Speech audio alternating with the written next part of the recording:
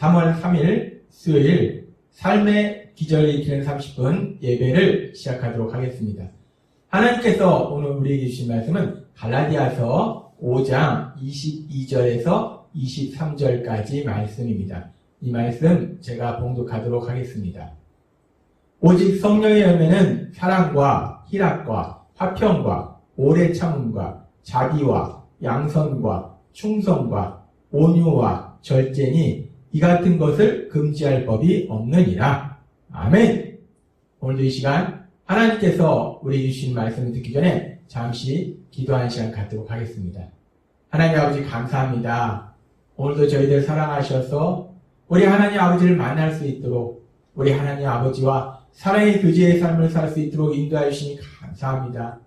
오늘도 하나님을 만나고 하나님의 말씀을 들을 때 그 말씀을 통해서 우리를 사랑하시는 하나님의 그 놀라우신 사랑, 그 사랑의 그 놀라우신 깊이를 더욱더 깊이 깨닫게 하시고 그 사랑을 믿음으로 기뻐하며 담대히 살아가는 저희가 될 수 있도록 은혜 베풀어 주옵소서. 오늘도 이 시간 한없는 은혜로 임재하여 주실 걸 믿습니다. 예수님의 이름으로 감사하며 기도드리옵나이다. 아멘. 하나님께서 우리에게 말씀하실 때 우리가 우리의 죄를 회개하고 예수님을 구주와 주님으로 믿으면 이제 우리는 구원받아서 하나님 나라의 삶을 사는데 이제 잃어버린 하나님의 형상을 회복해서 하나님이신 예수님을 닮는 삶을 산다라고 말씀하셨습니다. 그 예수님을 닮는 삶 중에서 예수님의 성품을 닮는 삶에 대해서 말씀하셨어요. 예수님의 성품은 사랑이신데 그 사랑의 모습을 우리가 구체적으로 보면 세 가지 모습을 볼 수 있다라고 말씀하셨습니다. 아파하는 사람과 함께 아파해 주시는, 공감해 주시는 그 모습과 죄를 용서해 주시는 모습과 그리고 자신을 희생하면서까지도 다른 사람이 참된 복을 누릴 수 있도록 강력하게 도와주시는 그 섬김의 모습, 그렇게 공감과 용서와 섬김의 세 가지 모습이 예수님의 사랑의 모습이다 라고 하나님께서 우리에게 말씀하셨습니다. 그리고 우리가 그런 삶을 살아야 된다고 말씀하시면서 그러나 우리가 그런 삶을 살 수 있는 것은 예수님께서 먼저 우리의 아픔에 함께 아파해 주셨고 우리의 죄를 용서해 주셨고 우리가 참된 행복을 누릴 수 있도록 십자가 죽으심의 그 희생을 통해서 우리를 섬겨주시는 그 놀라우신 사랑, 그 사랑을 우리가 체험했기에 우리가 예수님의 성품을 닮아서 그렇게 사랑의 삶을 살 수 있다라고 말씀하셨습니다.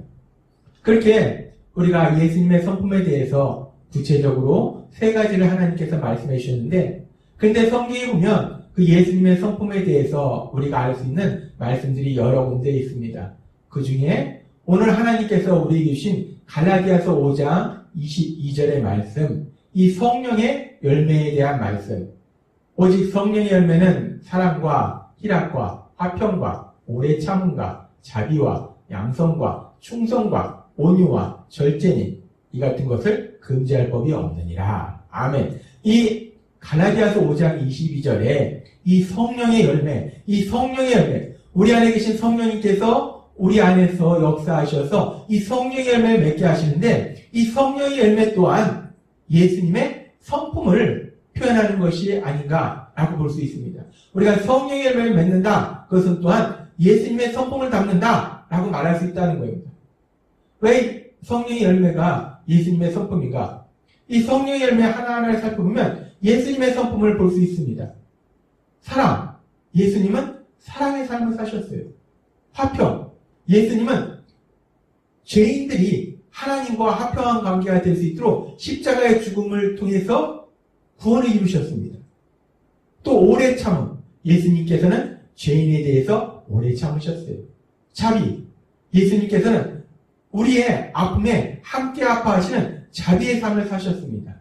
양선, 예수님께서는 죄인인 우리들이 참된 행복을 누릴 수 있도록 자신을 희생하면서 강력하게 역사하시면서 우리를 섬겨주시고 도와주시는 양선의 삶을 사셨다는 겁니다. 또한 예수님께서는 십자가의 죽으심이 하나님의 뜻임을 알기에 그 뜻에 죽기까지 충성하시는 그 삶을 사셨습니다. 또한 예수님께서는 마태복음 11장 28절의 말씀처럼 마음이 온유하셨어요. 그리고 예수님께서는 모든 것을 할 수 있는 능력을 가지셨음에도 불구하고 자신을 십자가에 못 박는 그 악한 죄인들을 멸하신 것을 절제하시는 그 모습을 우리는 볼 수 있습니다. 결국 이 성령의 열매는 그렇게 사랑과 화평과 오래 참음과 자비와 양선과 충성과 온유와 절제의 그 성령의 열매는 예수님의 삶이셨다라고 말할 수 있습니다. 따라서 우리가 성령의 열매를 맺는다는 것은 예수님의 성품을 담는 것이다 라고 말할 수 있어요. 이 성령의 열매는 그렇게 예수님의 성품을 담아서 사람들 향해서 어떤 마음을 가지고 또 무슨 말을 하고 무슨 행동을 하는가, 사람들 향해서 어떤 태도를 취하는가에 대해서 우리에게 말씀하시고, 그리고 성령의 열매는 또 다른 부분을 말씀하시는데, 이 사람들 향하여 우리가 어떤 태도를 취하는가 뿐만 아니라 상황에 대해서, 우리가 만난 상황에 대해서 어떤 태도를 취하는가도 우리에게 말씀해 주신다는 겁니다. 우리가 전에도 말씀해 주셨다시피 성품이라는 것은 크게 두 가지를 볼 수 있습니다. 사람을 향하여 어떤 태도를 취하느냐, 또 하나는 상황을 향하여 우리가 만난 상황에 대해서 어떤 태도를 취하느냐. 근데 이 성령의 열매는 사람을 향하여 어떤 태도를 취하는가 뿐만 아니라 상황에 대해서 어떤 태도를 취하는가에 대해서도 말씀하고 있다는 것입니다. 이 상황에 대해서 어떤 태도를 취하는가 하는 부분에 관련된 것이 성령의 열매 중에서 희락의 열매입니다. 희락의 열매는 우리가 만나는 상황 속에서 우리가 어떤 태도를 취할 것인가에 대해서 말씀합니다. 그리고 이 희락의 열매라는 것은 우리가 어떤 상황을 만나든지 염려 근심하지 않고 슬퍼하지 않고 기뻐하는 삶을 사는 것, 그것이 희락의 열매예요. 우리가 예수님의 성품을 담는다는 것은 이 성령의 열매에서 나오는 희락의 열매처럼 그 어떤 상황 속에서도 기뻐하는 삶을 사는 것, 그것도 또한 우리가 예수님의 성품을 담는 모습이다 라고 하나님은 오늘 우리에게 말씀하십니다.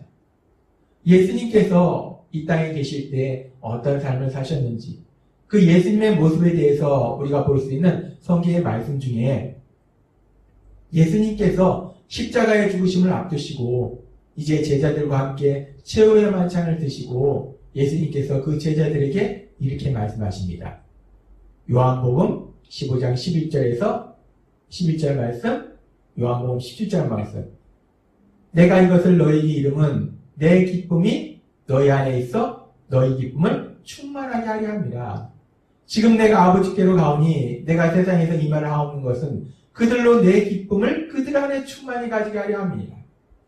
지금 예수님은 말씀하십니다. 내 기쁨이 너희 안에 있어서 너희가 그 기쁨으로 충만하기를, 가득하기를 내가 원한다 라고 말씀하십니다.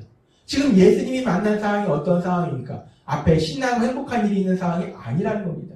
예수님은 지금 십자가의 죽으심을 앞두고 있다는 거예요. 바로 이어서 이제 최후의 만찬 이후에 예수님께서 겟세마네 동산에 가셔서 기도하실 때 땀이 땅에 떨어지는 핏방울같이 될 정도로 간절히 기도하세요.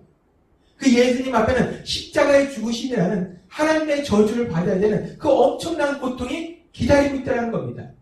그 고통을 앞두고서 그 엄청난 고통의 상황 속에서 예수님의 마음이 어떠셨는가? 예수님이 말씀하십니다. 내 기쁨이 너희한테 그 기쁨이 전해져서 너희도 그 기쁨으로 가득했으면 좋겠다 라고 예수님이 기도하신다는 거예요. 예수님은 지금 십자가의 그 죽으심이라는 그 엄청난 고난을 앞두시고 그 엄청난 고난의 상황 속에서도 기뻐하시더라는 겁니다. 우리가 예수님의 성품을 닮아서 세상을 살아간다는 것은 그렇게 예수님께서 그 어떤 상황 속에서도 특별히 그 엄청난 고난의 상황을 앞두고도 기뻐하시는 삶을 사셨던 것처럼 우리도 어떤 상황 속에서도 기뻐하는 것, 그런 삶을 사는 것이 우리가 예수님의 성품을 담는 삶입니다. 그래서 성령의 열매 중에도 희락의 열매가 있는 것입니다. 그런데 우리가 그렇게 예수님의 성품을 닮아서 그 어떤 상황 속에서도 기뻐하는 삶을 살아야 되는데, 사실 우리가 세상을 살다 보면 우리가 만나는 일들은 사실 기뻐할 일보다는 슬퍼하고 염려하고 근심하고 화내고 두려워하고 그런 일들이 더 많습니다. 그런 상황들 속에서 우리가 어떻게 기뻐할 수 있을까? 근데 우리가 그런 상황을 만나지만 우리가 예수님을 믿는 믿음이 있기 때문에 우리에게는 진리의 말씀이 있다는 거예요. 우리가 기뻐할 수 있는 이유는 크게 두 가지를 생각해 볼 수 있는데, 첫째는 무엇이냐면 하나님께서 우리에게 주신 놀라운 진리의 말씀이 있습니다. 예수님을 믿는 우리에게 주신 진리의 말씀, 로마서 8장 1절과 2절의 말씀입니다. 그러므로 이제 그리스도 예수 안에 있는 자에게는 결코 정죄함이 없나니 이는 그리스도 예수 안에 있는 생명의 성령의 법이 죄와 사망의 법에서 너를 해방하였습니다. 아멘. 이 로마서 8장 1절의 말씀은 놀라운 말씀입니다. 우리가 예수님을 믿으면 더 이상 정죄함이 없다는 거예요. 정죄함이 없다, 이 말씀은 더 이상 죄에 대한 벌이 없다는 거예요. 죄는 벌을 받아야 됩니다. 저주와 고통이 따를 수밖에 없어요. 그런데 우리가 예수님을 믿으면 죄를 지을지라도 벌이 없다는 거예요. 얼마나 놀라운 약속의 말씀입니까? 우리가 어리석고 미련해서 우리의 죄로 인해서 힘들고 어려운 시간을 보낼 수 있어요. 그리고 또 더 두려운 것은 우리가 지은 죄가 있기 때문에 그 죄에 대한 벌이 두렵습니다. 그런데 우리가 예수님을 믿으면 우리에게 정죄함이 없는 것이, 우리 예수님께서 십자가에서 죽으실 때, 돌아가실 때 이미 우리가 받아야 될 모든 죄의 형벌을 다 받으셨다는 거예요. 그렇기 때문에 우리가 그 예수님을 믿으면, 그리고 수시로 짓는 죄에 대해서 우리가 그 죄를 회개하면 우리는 더 이상 벌이 없다는 겁니다. 그렇기 때문에 우리가 비록 어리석고 미련해서 죄를 지을지라도 이 벌에 대한 두려움이 없기 때문에 우리는 기뻐할 수 있다는 것입니다. 그래서 하나님께서는 요한 사도를 통해서 요한일서 4장 18절에서 이렇게 말씀하십니다. 사랑 안에 두려움이 없고 온전한 사랑이 두려움을 내쫓나니 두려움에는 형벌이 있습니다. 사랑 안에 두려움이 없고, 우리가 하나님을 사랑하는 그 사랑, 하나님이 우리를 사랑하신 그 사랑 안에 있으면 우리는 더 이상 두려움이 없다는 겁니다. 형벌에 대한 두려움이 없다는 거예요. 이 말씀은 사실 1차적으로는 최후의 심판의 자리에서 죄의 형벌로 인한 영원한 지옥의 형벌, 그 두려움이 없다는 거예요. 근데 이 말씀은 또한 영적으로 봤을 때 우리가 죄를 지었을지라도 현실의 삶 속에서 더 이상 벌이 없기 때문에, 형벌이 없기 때문에 우리는 두려움이 없다는 것입니다. 우리가 그 어떤 상황을 만날지라도, 비록 우리가 어리석고 미련해서 죄를 지을지라도 우리가 회개함으로 다시 한번 기쁘게 살 수 있는 것은 우리에겐 더 이상 정죄함이 없다는 것입니다. 더 이상 죄에 대한 형벌이 없다는 거예요. 그렇기 때문에 우리는 기뻐하는 삶을 살 수 있고, 그리고 더 나아가서 더 중요한 말씀이 있는데, 놀라운 말씀이 있는데, 우리가 어떤 상황을 만나도 우리가 기뻐할 수 있는 놀라운 말씀인데, 그 말씀이 어떤 말씀이냐? 로마서 8장 28절의 말씀입니다. 하나님 우리에게 말씀하십니다. 우리가 알거니와 하나님을 사랑하는 자, 곧 그의 뜻대로 부르심을 입은 자들에게는 모든 것이 합력하여 선을 이루느니라. 아멘. 이 말씀은 놀라운 능력의 말씀입니다.